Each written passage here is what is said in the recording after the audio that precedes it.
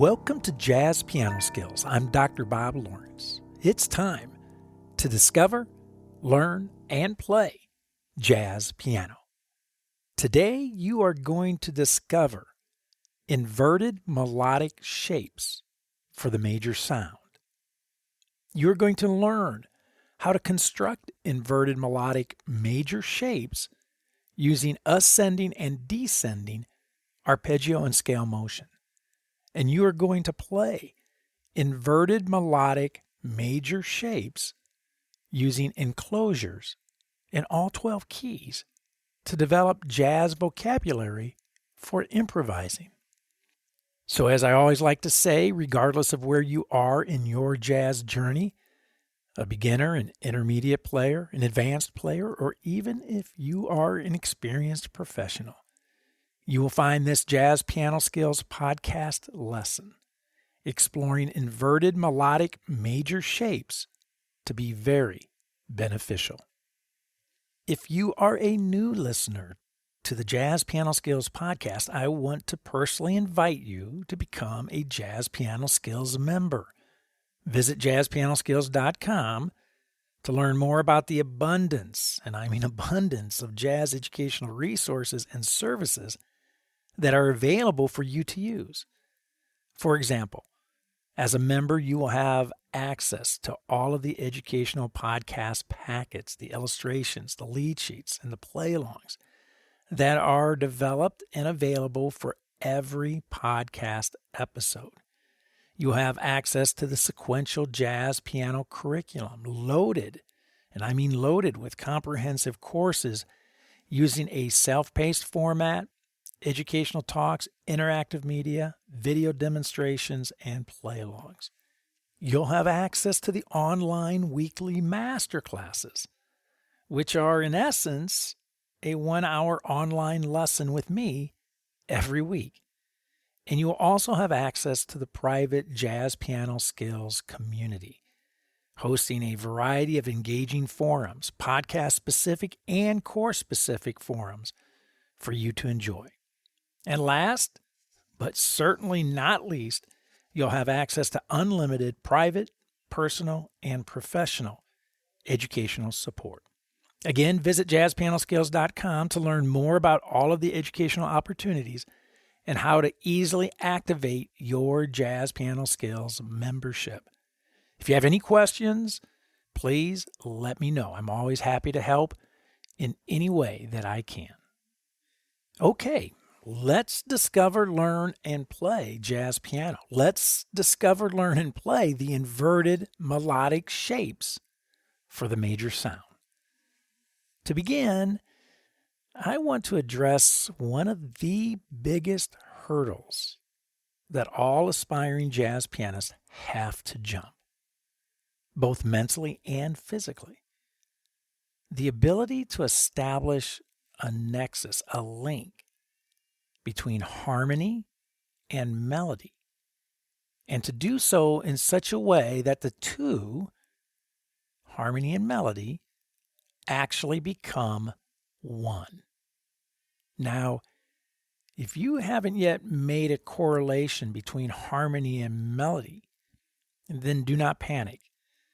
This is actually a big-time skill that begins with simply being consciously aware of this inseparable relationship. And that is exactly what this podcast episode, this podcast lesson, is going to do.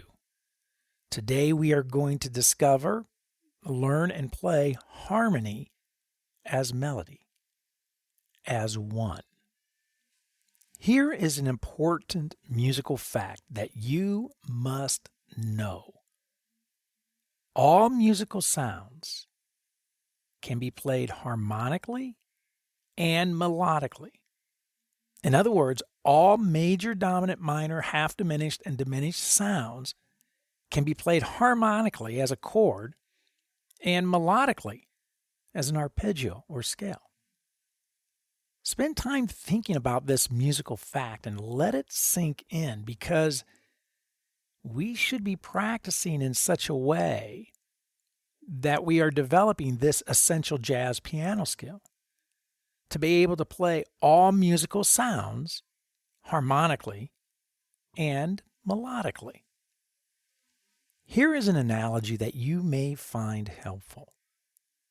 If I went into a classroom of kindergarten students with a block of ice in one hand and a jug of water in my other hand, and then I asked those kindergartners if I had the same thing in both of my hands, they would emphatically answer no.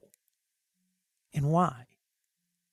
Well, because first of all, they're little ones and they have not yet developed the cognitive skills, the cognitive abilities to understand that the same thing can appear in two different forms.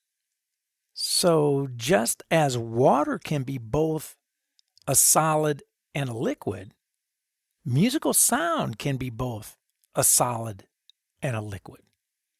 Harmony is a solid, a chord, and melody is a liquid, arpeggios and scales. Once you understand music in this way, you begin to see harmony and melody as being one and the same. You see harmony and melody as the very same thing. However, and this is a big however, to solidify this relationship, you must practice this relationship. And that is exactly what we are going to do today. So let's get started. Okay, today I am going to deal with the major sound only. Of course, I'll deal with the other primary sounds of music in future podcast episodes, but for today, it's all major. Also, I will be modeling everything today using C major. C major in root position, C major in first inversion, C major in second inversion, and C major in third inversion. Now, if you are not familiar with inversions, or simply need to do a little brushing up, then I would recommend spending time with the JazzPianoSkills Course 2 that deals specifically with each of the 12 major chords in root position and inversions. You can watch video demonstrations, which you will find to be very helpful, and they will get you on track quickly. So let's begin with C major in root position.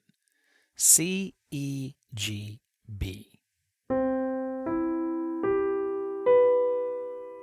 I'm going to play the C major sound melodically in my right hand using ascending and descending arpeggio and scale motion.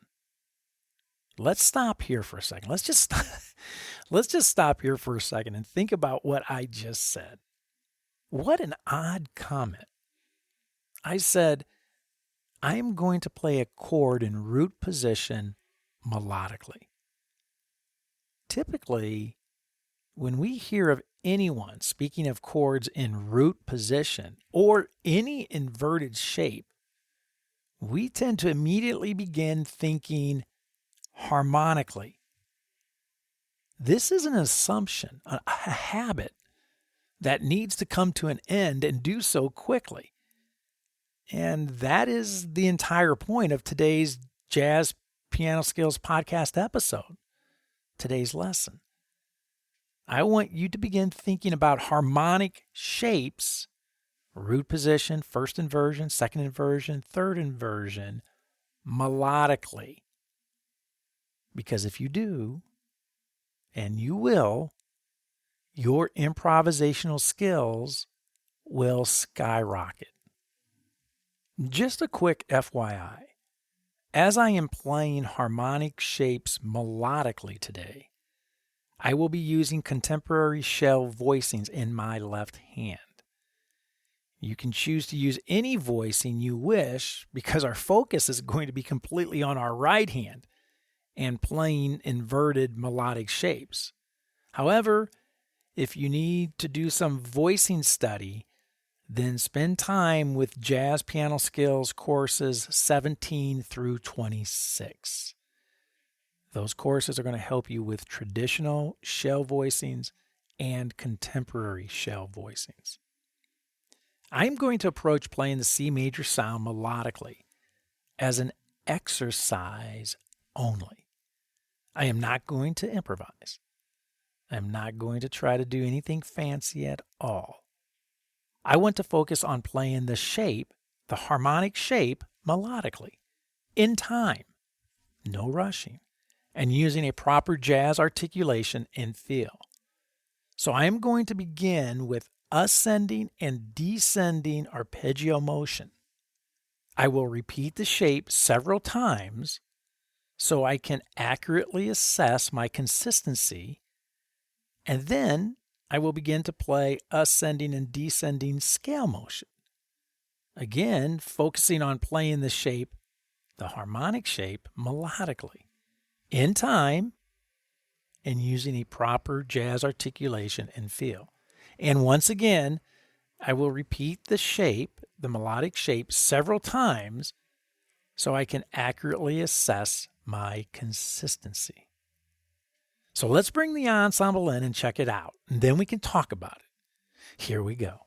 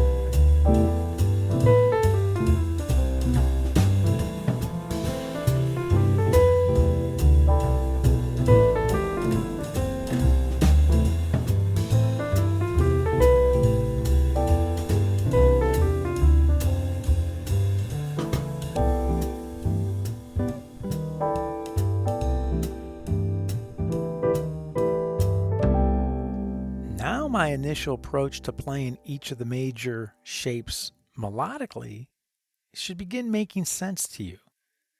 I always begin the process of practicing the shapes of a sound melodically using ascending and descending arpeggio and scale motion, from the bottom note of the shape to the top note of the shape.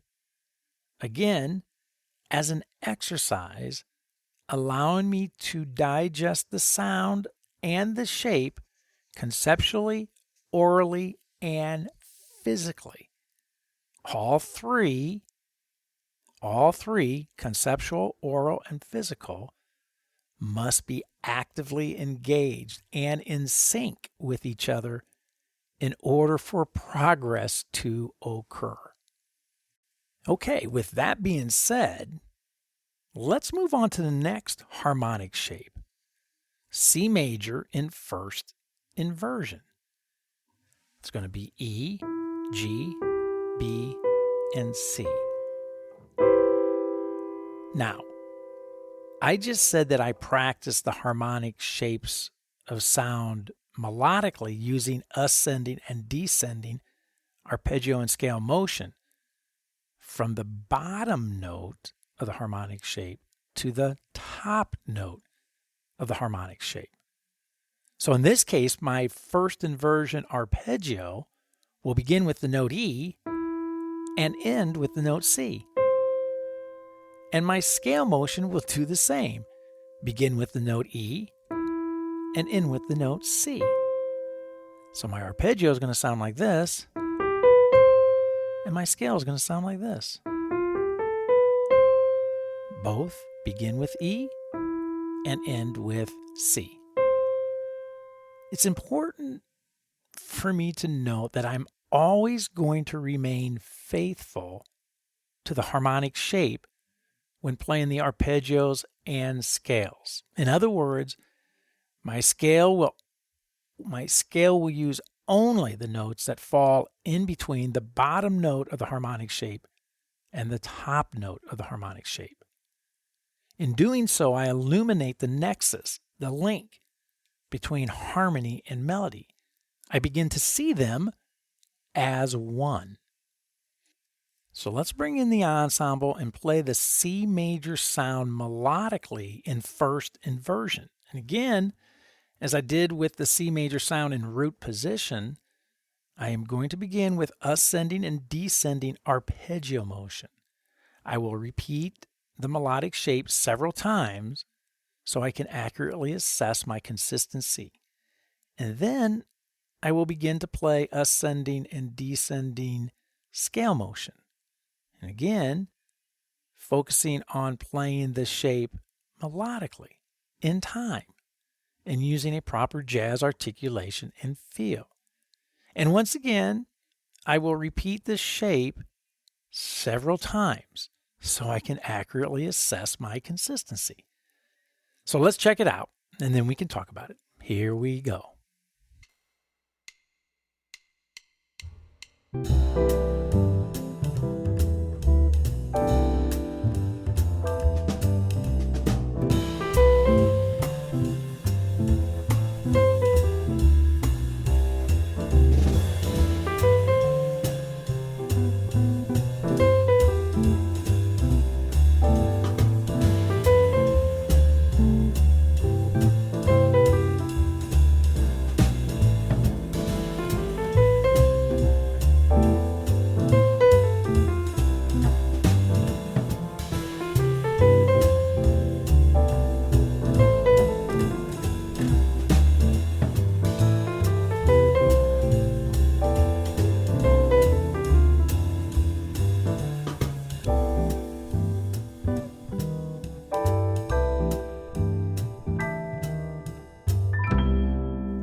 Pretty cool stuff.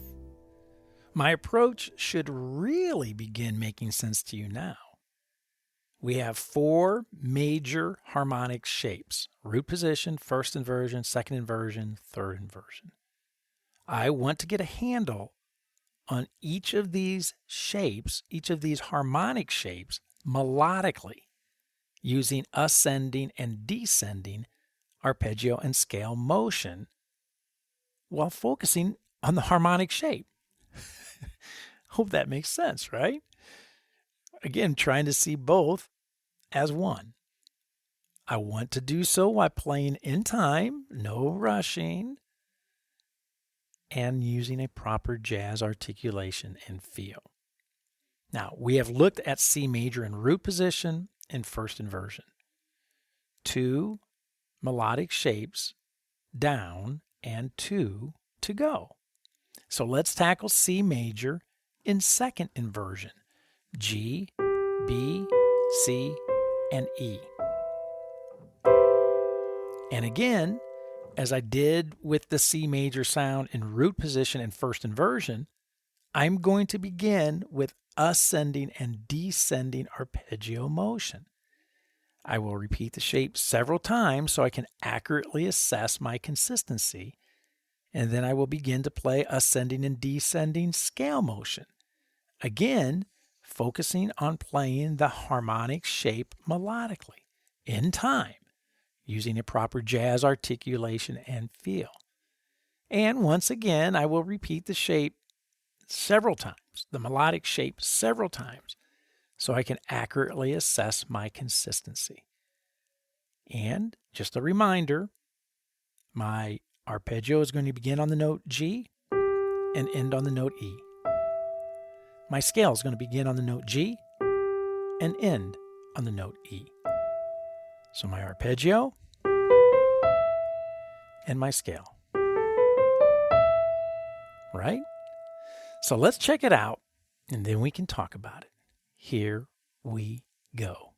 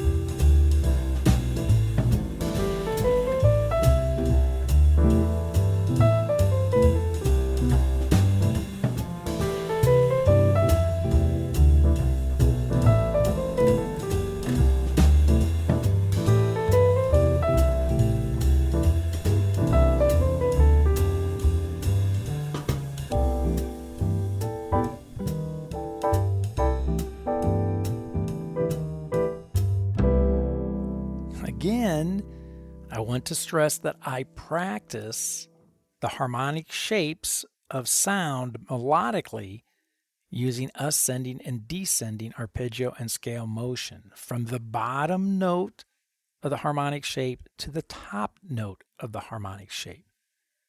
So in the case of the second inversion, which I just played, arpeggio motion started with the note G and ended with the note E, and the scale motion did the exact same.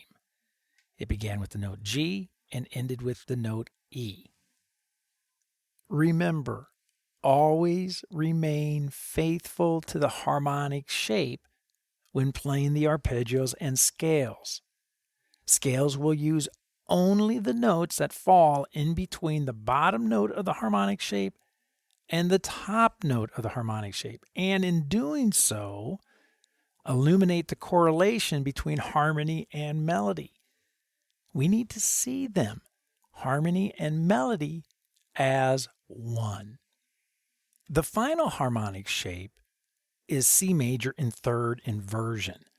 B, C, E, and G. Different harmonic shape, same melodic approach.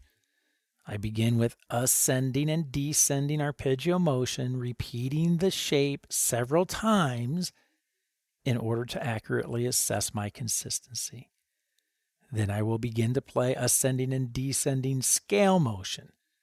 Again, focusing on playing the harmonic shape melodically in time and using a proper jazz articulation and feel. And once again, I repeat the shape several times so I can accurately assess my consistency. And again, the bottom note of my arpeggio will be the note B. The top note of my arpeggio will be the note G. The bottom note of my scale will be the note B. The top note of my scale will be the note G. So my arpeggio, B to G. My scale, B to G. Okay, so let's check it out. C major in third inversion, and then we can talk about it. Here we go.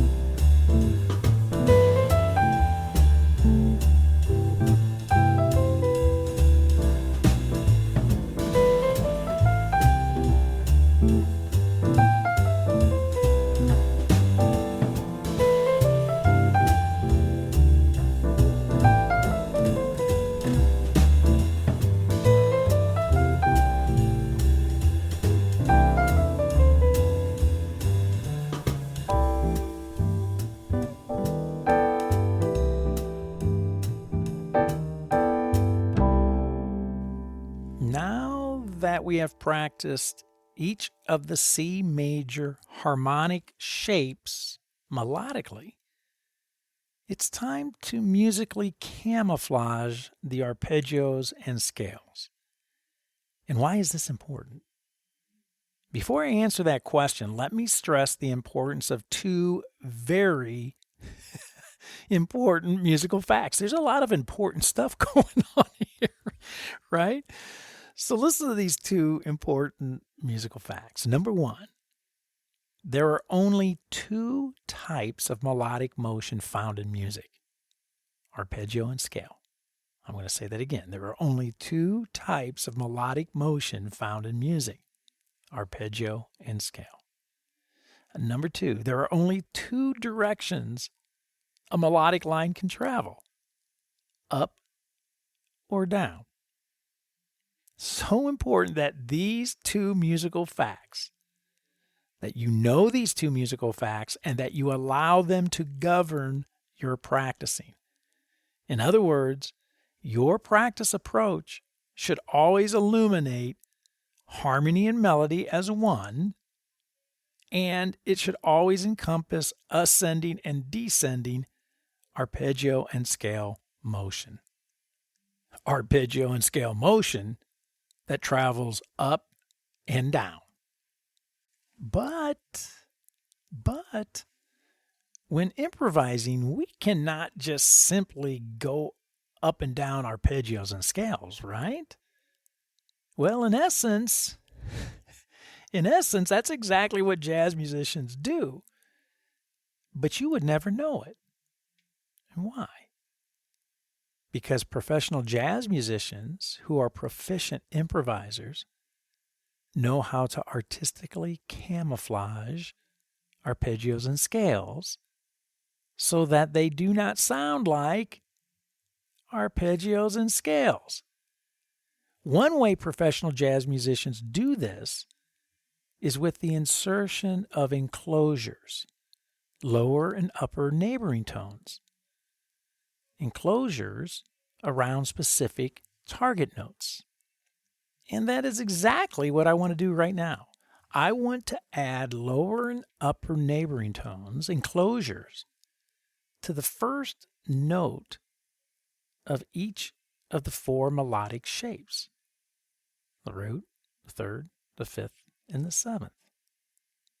But before we dig in, it's important that I take a second and explain enclosures.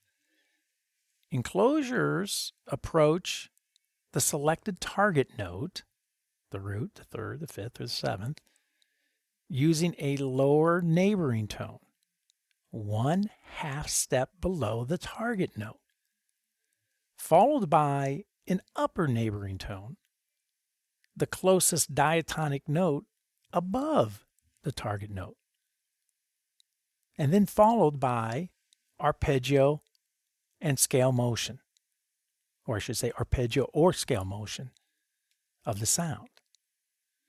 So back to the beginning we go, back to C major, with focus being placed on the root of the sound. I am going to add an enclosure around the note C, which will use the lower neighboring tone 1/2 step below the note C, which is the note B, and the first diatonic note above the note C, which will be the note D. I am going to practice playing the enclosure around the note C, followed by an ascending arpeggio. Just like that. And then I will play some space, I will play silence, and then repeat the pattern a couple more times. Then I will begin playing the enclosure, followed by a descending arpeggio, followed by space, and yes, I will repeat the pattern a couple more times. Remember, repetition allows us to accurately measure, accurately assess our consistency, articulation, feel, and time. So this should be fun. So let's bring the ensemble back in and let's check it out. Here we go.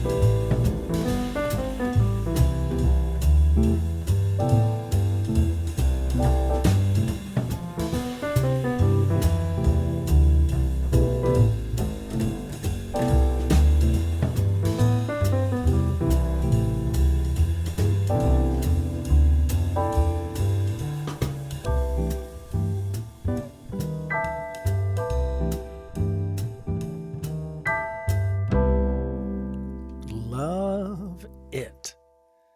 At this point, I can really begin seeing and hearing how my harmonic vision, my ability to see harmony as melody, is starting to pay off. I am beginning to develop some very nice jazz vocabulary for improvising.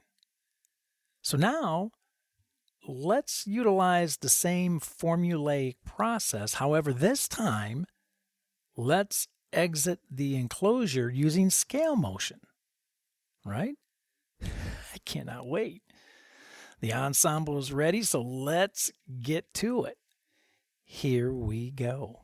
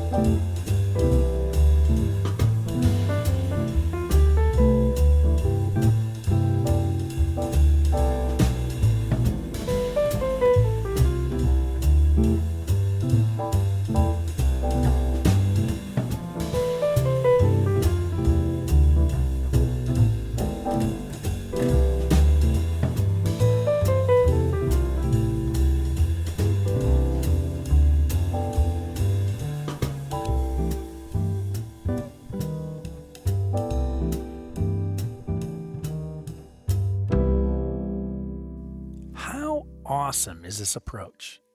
Yes, we are using a formulaic approach to creating patterns to help us develop jazz vocabulary. Formulas to patterns to improvisation. It's an incredible 1-2-3 punch.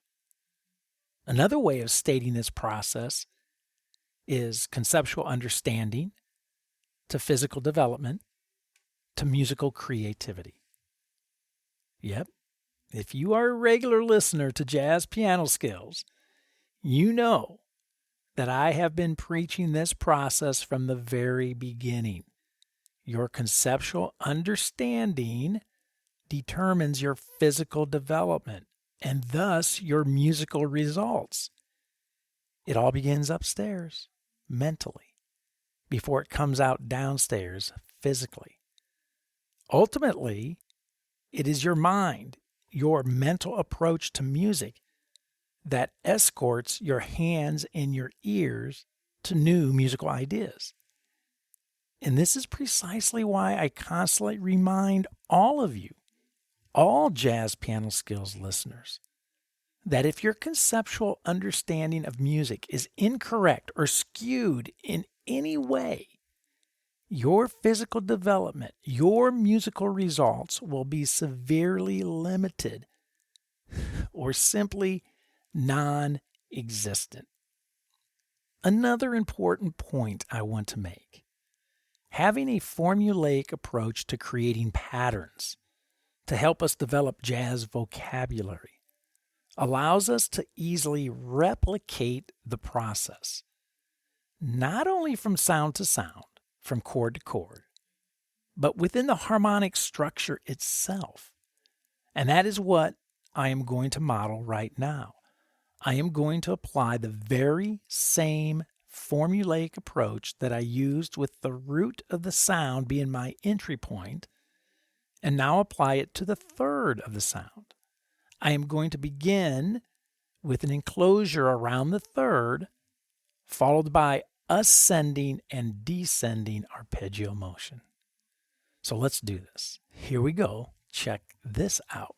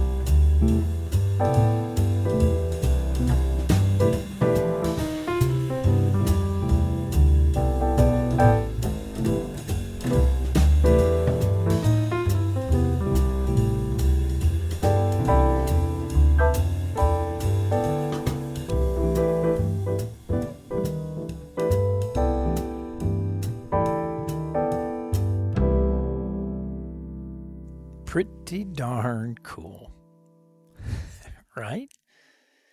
You know what is next, the exact same approach, but now we are going to exit the enclosure with ascending and descending scale motion. So without any further ado, let's do this. Here we go.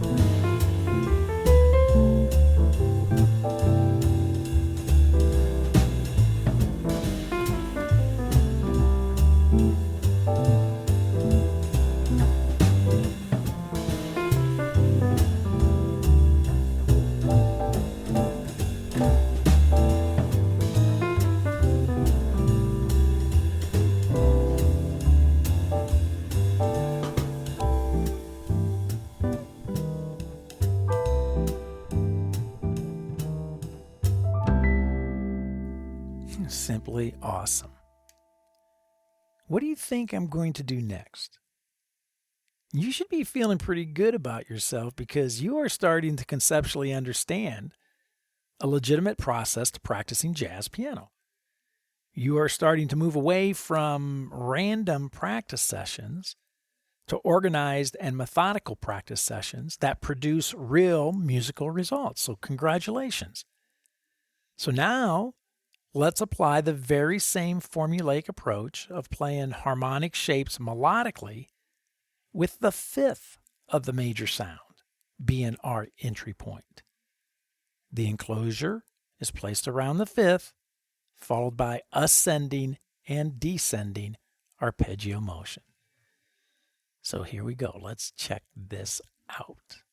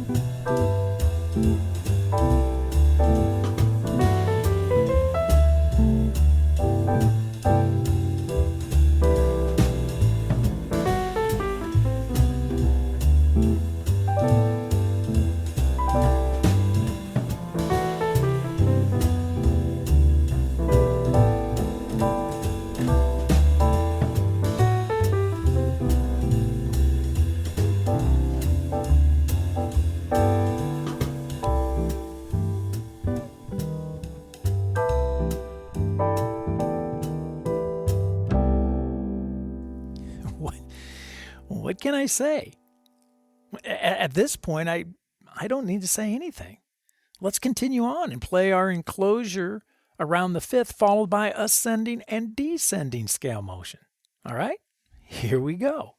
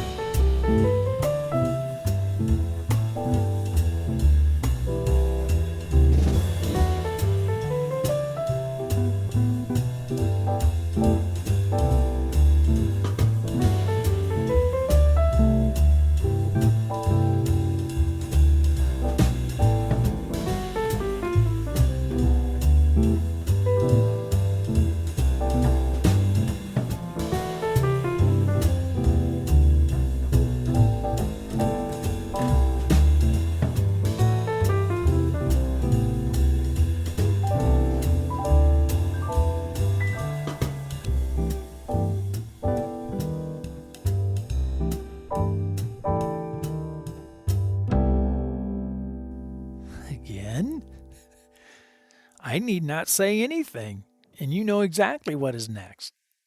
Same formulaic process applied to a different entry point, the seventh. Arpeggio motion is first, followed by scale motion in the following exercise. So let's do this. Here we go. Enclosures placed around the seventh, arpeggio motion first, and then scale motion. Let's check it out.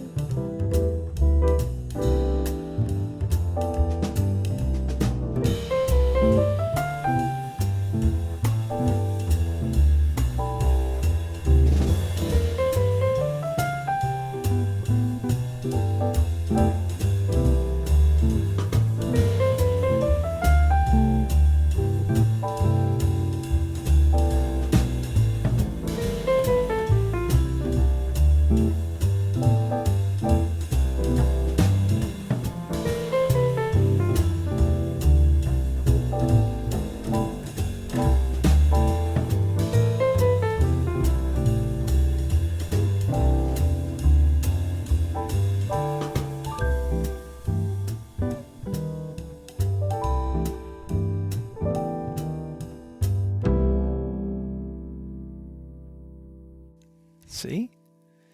You got it. Your job now is to apply everything I just walked you through to the remaining 11 major chords.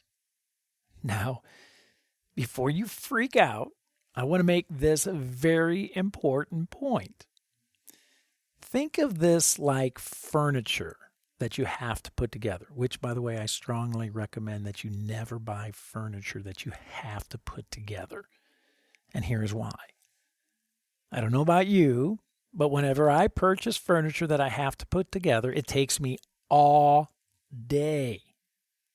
And once I am done, I always say to myself, well, too bad I don't have additional items of this same piece of furniture, because I can now actually put it together in 10 minutes instead of 10 hours, because I now know what the heck I'm doing. Well, the same holds true in music, especially when you are using a formulaic approach to practicing jazz piano skills that can easily then be replicated. It gets easier, faster, and faster from chord to chord, from sound to sound. Now, I want to take just a few minutes to pull back the curtain for you just a little bit so that you can hear where all of this pattern practice is going. To do this, I am going to play a 2-5-1 progression, D minor, 7 to G7 to C major 7, so that you can hear these melodic shapes, these patterns, within a musical context. I am going to begin with arpeggio motion. When playing the 2-5-1 progression, I am going to play nothing over the 2 chord, nothing over the 5 chord, and then play the melodic shapes, patterns, over the 1 chord. Why? Because I want your undivided attention to be placed on what is happening on the 1 chord. So here we go. 2-5-1 in the key of C major with ascending and descending arpeggios, launching from the root, from the 3rd, from the 5th, and from the 7th of the sound, using enclosures to help me camouflage the arpeggio motion. This is going to be a ton of fun, so check this out. Here we go.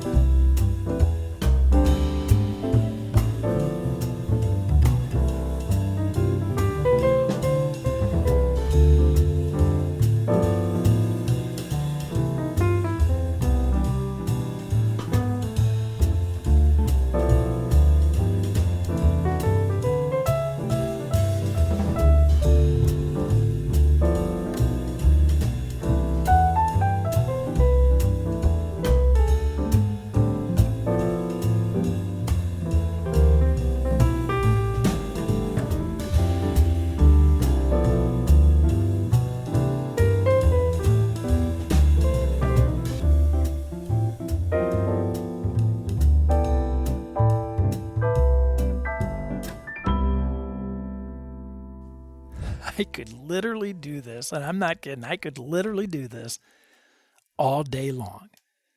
Nothing more fun than practicing improvisation. Nothing more fun than practicing creativity. Now let's do the same 2-5-1 progression, but use ascending and descending scale motion, launching from the root, third, fifth, and seventh of the sound. And once again, using enclosures to help camouflage the scale motion. So here we go. Let's check this out.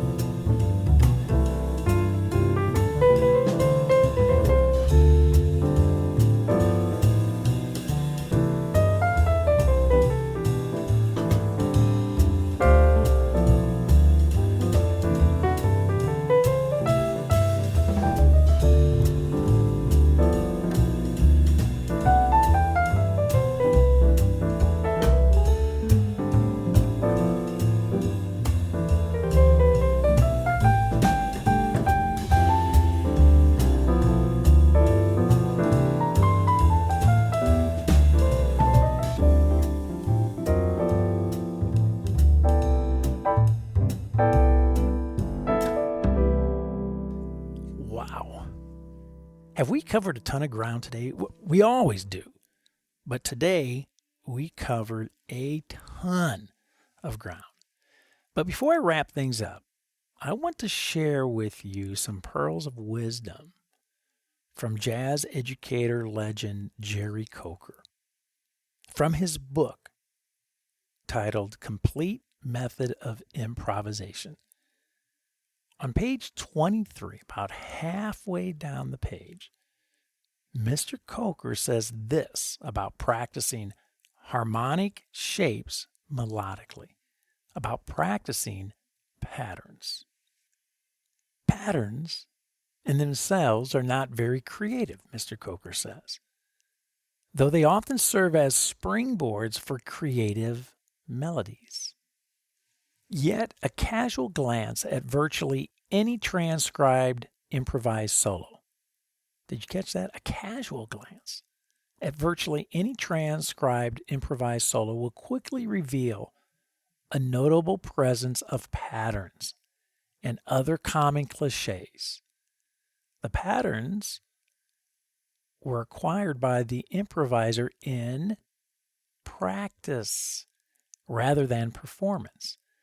That is to say, the pattern was practiced apart from any specific song in preparation for improvisation and repeated a sufficient number of times in practice so the pattern becomes a habitual oral memory and physical experience that carries over into performance naturally and not as contrived practice. Wow. Such pearls of wisdom from jazz legend Jerry Coker.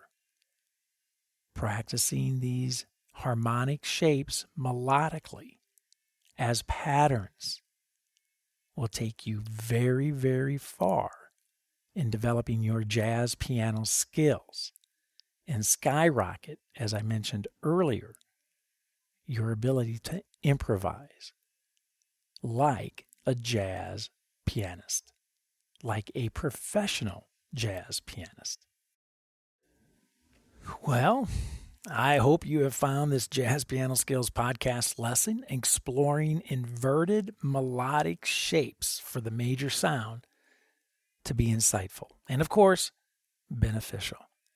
Don't forget, if you are a Jazz Piano Skills member, I will see you online Thursday evening at the Jazz Piano Skills Masterclass, 8 p.m. Central Time, to discuss this podcast episode lesson, Inverted Melodic Shapes, in greater detail, and to answer any questions that you may have about the study of jazz in general. Again, as a Jazz Piano Skills member, be sure to use the educational podcast packets for this podcast lesson and the Jazz Piano Skills courses to maximize your musical growth. Likewise, make sure you are an active participant in the Jazz Piano Skills community. Get involved and contribute to the various forums. Make some new jazz piano friends. Always a great thing to do. As always, you can reach me by phone, 972-380-8050, extension 211. By email, Dr. Lawrence, drlawrence @jazzpianoskills.com, or by SpeakPipe, found throughout the Jazz Piano Skills website. Well, there's my cue. That's it for now. And until next week, enjoy the journey. Enjoy the inverted melodic shapes. And most of all, have fun as you discover, learn, and play jazz piano.